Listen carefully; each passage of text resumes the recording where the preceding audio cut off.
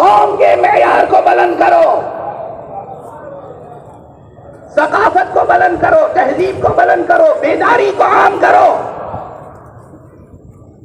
علی باب مدینۃ العلم ہے، ایسا غضبناک ماحول، ایسا خطرناک ماحول، لیکن جہاں پر بھی ممکن ہے جتنا بھی جسے علم دے سکتے ہیں وہ دے رہے ہیں۔ اب جو کہا تو میں کہتا ہوں کہ گویا میدان جنگ کو علی ابن ابی طالب نے مدرسے میں بدل دیا۔ کہا اچھا نہ تم اسلام لاؤ گے نہ واپس جاؤ گے، تو بھائی دیکھو جنگ لڑنے کے کچھ اصول ہوتے ہیں، اب یہ اصول سمجھا رہے ہیں، مدرسہ ہی تو ہے۔ جنگ لڑنے کے یہ تو معلوم ہے کہ وہ مر جائے گا، مگر علی یہ گفتگو اس لیے کر رہے ہیں کہ علی کو معلوم ہے کہ میرے زبان سے نکلے ہوئے جملے تاریخ میں محفوظ ہو جائیں گے، تاریخ میں محفوظ ہو جائیں گے۔ کہا جنگ لڑنے کے کچھ اصول ہوتے ہیں، میں پیادہ آیا ہوں اور تو گھوڑے پہ سوار ہے، جب ایک جملہ سن لو۔ مورخین نے لکھا ہے کہ اکثر جنگوں میں علی پیدل جاتے تھے، اکثر جنگوں میں علی قدموں پہ جاتے تھے، گھوڑے پہ سوار ہو کے نہیں جاتے تھے۔ کسی نے پوچھا یا علی آپ میدان جنگ میں قدموں پہ کیوں جاتے ہیں، گھوڑا کیوں نہیں استعمال کرتے؟ کہا گھوڑے کی ضرورت تو نہیں ہوتی ہے جو فرار کرنا چاہتے ہیں۔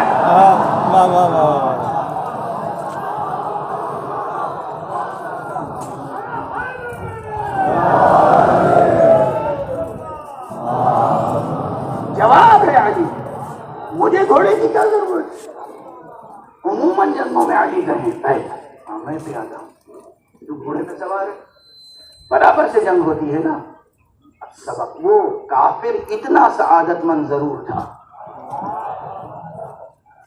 کہ اس نے یہ بات مانی، گھوڑے سے اتر آیا، اپنے گھوڑے کو طے کیا، اور اب مقابل میں اب بھی امیر المومنین ایک ضرب میں اسے ختم کر سکتے تھے، موقع دیا کہ کئی ضربتوں کی رد و بدل ہو۔ میں کہہ رہا ہوں یہ بھی لطف علی تھا، میدان جنگ میں قہر کا اظہار نہیں کر رہے، لطف کا پہلو یہ جتنی طاقت تو آزمانا چاہتا ہے آزما لے، جتنا ہنر دکھانا چاہتا ہے دکھا لے، پھر دیکھ علی کے خدا کے شیر کا ہنر کیا ہوگا۔ جب اس نے تمام اور کہا مادی اسباب و علم سے لے کے روحانیات و عرفانیات تک، ایک جنگ خندق میں کتنے درس ہیں خدا کے، ایک جنگ خندق میں کتنے سبق ہیں۔ اس کے بعد کیا فرمایا، کیا ہوا سب معلوم۔ جو وہ ظاہر ہے آپ نے ایک بار ایسا کیا کہ وہ زمین پر ایڑیاں رگڑنے لگا، اور اس کے بعد جب آپ سر قلم کرنے کے لیے گئے تو اس نے گستاخی کی اور آپ پلٹ آئے۔ اب یہاں دوسرا درس شروع ہو گیا۔ پہلے حرب و ضرب کا درس دے رہے تھے، آداب جنگ کا درس دے رہے تھے، اب علی اسی میدان میں معرفت نفس اور علو نفس اور سیر و سلوک کا درس دینے لگے۔ میں نے کوئی مبالغہ کیا تھا جو کہا تھا کہ علی نے میدان جنگ کو مدرسہ بنا دیا، مدرسہ ہی نہیں خانقاہ بنا دیا۔ ابھی لڑنے کے آداب اور اصول سکھا رہے تھے کہ لڑنے کے بھی کچھ آداب ہوتے ہیں۔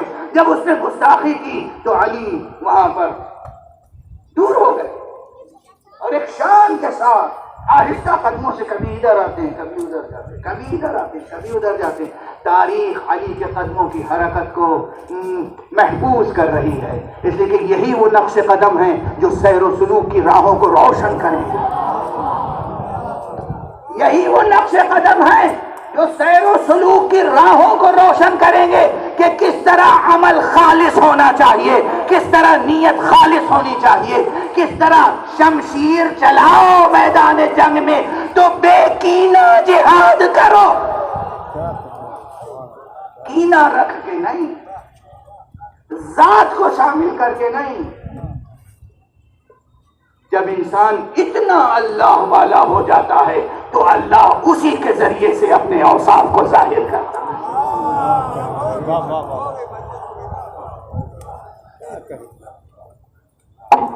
اور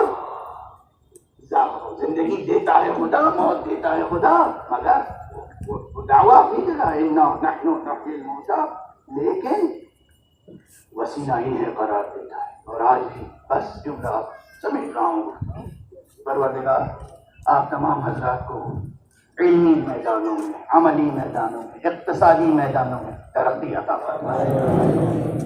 ہمارے جوانوں کو ہر اعتبار سے بلندیاں عطا کریں، علم اور اقتصاد دونوں میں مضبوط رکھے. آپ جو 4 جوان ہم سے بچھڑ گئے، پروردگار ان کے درجات بلند فرمائے. ان کے جتنے بھی پسماندگان ہیں، چھوٹے بڑے، پروردگار ان سب کی زندگی کو روشن رکھے، ان کا مستقبل روشن بنائے. جن انجمنوں نے، جن لوگوں نے ان کنبوں کی مدد کی ہے کسی بھی طرح سے، پروردگار انہیں جزائے خیر عطا فرمائے. مجھے بھی بتایا بعض انجمنوں سے متعلق، لکھنؤ کے بعض حضرات، بعض انجمنیں، بارہ بنکی کی بعض انجمنیں انہوں نے مدد کی ہے. پروردگار آپ کو خوب جزا عطا فرمائے. یہ جو مدد کرنے کا تصور ہے نا، یہ چیریٹی کا تصور، اس سے پہلے بھی میں کہیں عرض کر چکا ہوں. غالباً جناب مولانا ڈاکٹر قلب صادق صاحب قبلہ کی مجلس چہلم میں عرض کیا تھا، مجھے یاد آیا کہ پروردگاروں نے کروٹ جنت میں دی. جب ان کے بیٹوں کو، ان کے بھتیجوں کو دیکھتا ہوں تو دل خوش ہوتا ہے. اس گھرانے کو دیکھ کر کیا خدمتیں انجام دے گئے وہ. کاش باقی تمام حضرات اسی نقش قدم پہ چل کے قوم کو بیدار کریں. علم حاصل کرنے کے لیے اور ترقی حاصل کرنے کے لیے، ترقیوں تک پہنچنے کے لیے قوم کو ہمت دلاتے رہے، حوصلہ دلاتے رہے، اور جس قدر ممکن ہو مدد کرتے رہے، جس قدر ممکن. یہ چیریٹی جو ہے اصل دین چیریٹی، اصل دین چیریٹی ہے. اگر آپ نماز پڑھ رہے ہیں، اصل اصول دین، عمود دین، ستون دین کیا ہے؟ نماز.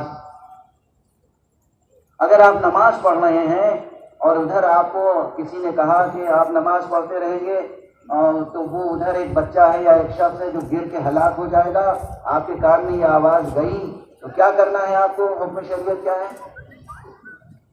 نماز توڑ دیں، فوراً پہلے اس کی جان بچا دیں. یہ جان بچانا چیریٹی ہے. یہ چیریٹی دنیا میں سب سے زیادہ چیریٹی کا درس دیا ہے اسلام میں، قرآن میں، اہل بیت میں. ایثار، دوسرے کی ضرورت کو اپنی ضرورت پر ترجیح دینا، یہ ہے روح اسلام. اور اسے اگر دیکھنا ہو تو یہی گھرانہ جو زندگی بانٹنے کے لیے اللہ نے بھیجا تھا،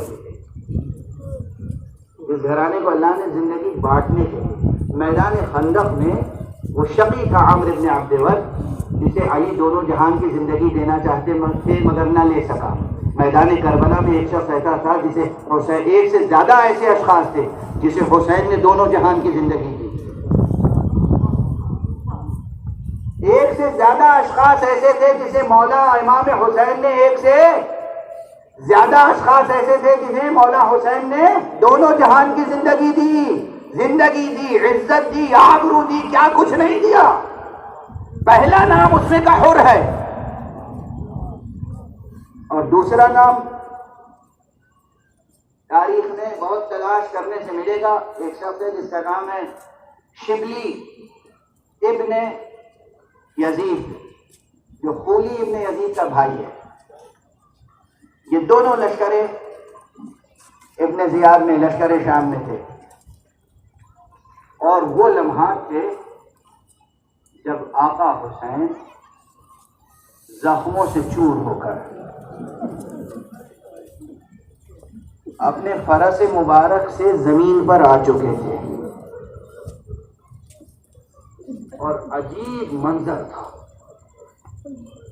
ہولناک بھی، ہیبت ناک بھی. عجیب منظر تھا، عجیب. چاروں طرف تاریکیاں منڈلا رہی تھیں اور بیچ میں حسین کا چہرہ، اگرچہ لہو لہان تھے حسین، لیکن حسین کا چہرہ دمک رہا تھا، چمک رہا تھا. یہ دشمن کی گواہی ہے کہ روز عاشورہ جیسے جیسے امام حسین پر مصیبتیں پڑتی گئیں ویسے ویسے آپ کا چہرہ دمکتا چلا گیا. غیر معمولی جملہ ہے یہ، غیر معمولی. کہ سن کے بھلا نہ دیجیے گا. جیسے جیسے مصیبتیں پڑ رہی تھیں ویسے ویسے چہرہ چمکتا چلا جا رہا تھا. آقا نے اس کیفیت میں ادھر اور تاریخ طبری میں بھی غالباً یہ فقرہ موجود ہے کہ 1 ساعت تک آقا حسین اسی طرح رہے اور کسی کی ہمت نہیں ہوتی تھی کہ آقا کی طرف بڑھے اور آپ کا سر مبارک قلم کرے.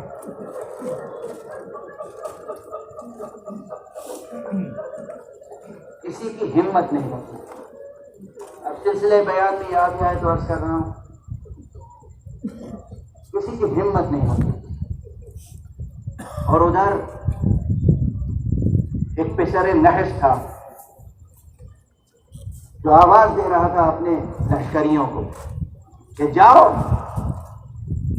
اب کوئی قوت و طاقت رہ نہیں گئی ہے اس شخص میں. اس طرح ذکر کرتے تھے نا جو گستاخانہ انداز تھا. اس شخص میں ارے اس آدمی میں اب کچھ جان رہ نہیں گئی ہے. جاؤ سر قلم کر کے لاؤ اور قصہ تمام کرو. ادھر یہ گستاخیاں ہو رہی ہیں اور ادھر کسی کی ہمت نہیں پڑ رہی ہے کہ آگے بڑھ کے, کیونکہ خود اس لشکر میں جو لوگ لائے گئے تھے وہ پھر آخر میں دھیرے دھیرے سوچ رہے تھے ہم کس کو قتل کریں. تو کوئی یہ نہیں چاہتا تھا کہ فرزند رسول, سبط رسول, فرزند فاطمہ کے قتل کی براہ راست ذمہ داری اس کے گردن پہ آئے یا اس کے قبیلے پر آئے. اس لیے کسی کی ہمت نہیں ہوتی تھی. بالآخر مجبور ہو کر ایک شخص سے کہا جاؤ تم جا کر اس شبلی ابن یزید سے کہا جاؤ جا کے سر قلم کر کے لاؤ. یہ شخص آگے بڑھا خنجر لیے ہوئے امام کے قریب آیا تو امام نے اس کو نظریں اٹھا کے دیکھا. وہاں جو علی نے کہا تھا نا کہ میدان سے واپس چلا جاؤ وہ الگ ماحول تھا. یہاں جو حسین کہہ رہے ہیں یہ الگ ماحول ہے. دیکھو حسین عام اصطلاح میں حسین خود مر رہے ہیں اور زندگی بانٹ رہے ہیں. پہچانو حسین, سمجھو کہ ہم کس کا ماتم کرتے ہیں, کسے یاد کرتے ہیں. ناز ہے ہمیں حسین پر, حسین پر نہیں, ہمارے جیسے لاکھوں کروڑوں, اور خود ہمیں اگر لاکھوں کروڑوں زندگیاں ملے تو نام حسین پر قربان ہو جائے. حسین حسین دیکھنے وہ شخص آ رہا ہے, فرماتے ہیں کہ تو میرا قاتل نہیں ہے, مجھے ترس آتا ہے تجھ پر کہ ناحق عذاب الہی میں گرفتار ہوگا, تو واپس چلا جا. اس فرزند رسول کے ایک جملے نے اس کو منقلب کر دیا. کہا ارے آپ ہیں کون؟ سر امامہ لہو سے تر ہے, قبا لہو سے تر ہے, چہرہ لہو سے لال ہے, اور اس عالم میں آپ کو اپنی فکر نہیں ہے, میرا درد ہے.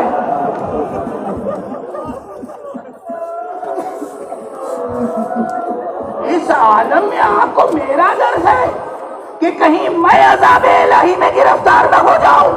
آپ ہیں کون؟ فرمایا میں کون ہوں؟ میں حسین ابن علی, میں حسین ابن فاطمہ, میں حسین ابن رسول ہوں. بس منقلب ہو گیا, منقلب ہو گیا. خدا کی قسم میں غافل تھا, میں نادان تھا, میں جاہل تھا, میں بے معرفت تھا. مجھے تو کچھ اور کہہ کے لایا گیا تھا, مجھے کچھ اور کہہ کے بھیجا گیا ہے. اب میں آپ کو قتل نہیں کروں گا. واپس گیا. واپس جانے کے بعد اس نے عمر ابن سعد نحس پر تلوار کھینچی اور کہا تو نے مجھے کس کو قتل کرنے کے لیے بھیجا تھا؟ رسول اللہ کے نواسے کو, امیر المومنین علی کے بیٹے کو تو نے اسے قتل کرنے کے لیے بھیجا تھا جسے رسول اللہ نے کہا سیدہ شباب اہل جنت. اب میں اسے قتل نہیں کروں گا, اب تو میں تجھ سے لڑوں گا. اس نے وہی جہاد شروع کیا اور عمر سعد کے سپاہیوں نے اسے چاروں طرف سے گھیرا. حلقہ ڈال کے اس پہ تلواریں چلانا شروع کی. اب وہ حسین کی طرف سے لڑ رہا ہے اور اس پر تلواریں پڑ رہی ہیں. اور ایک مرتبہ پھر اس نے زمین پر گر کے کہا السلام علیکہ یا ابن رسول اللہ.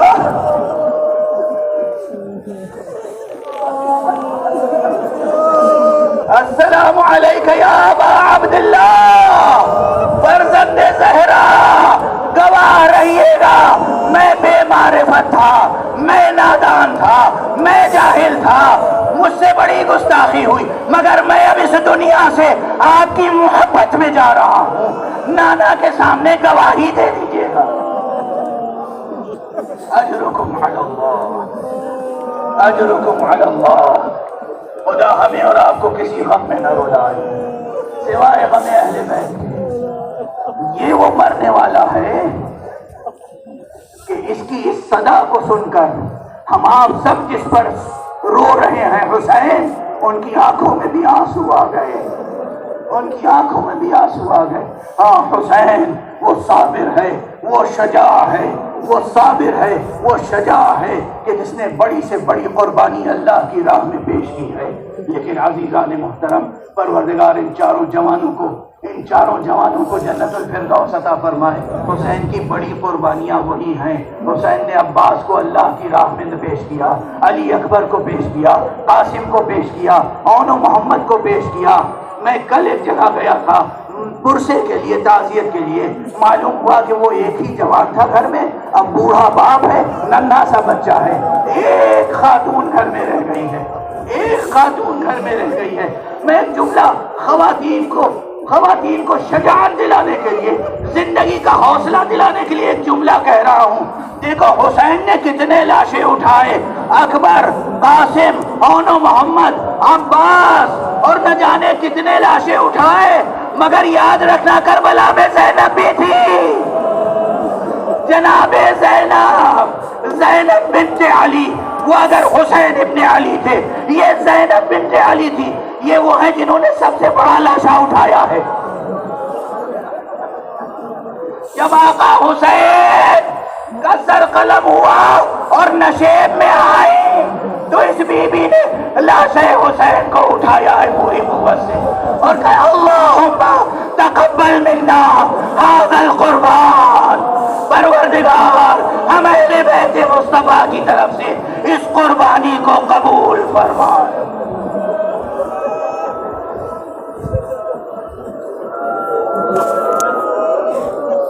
انا للہ وانا الیہ راجعون رضا بقضائه وتسلیما لامرہ. انا للہ وانا الیہ راجعون رضا بقضائه وتسلیما لامرہ. انا للہ وانا الیہ راجعون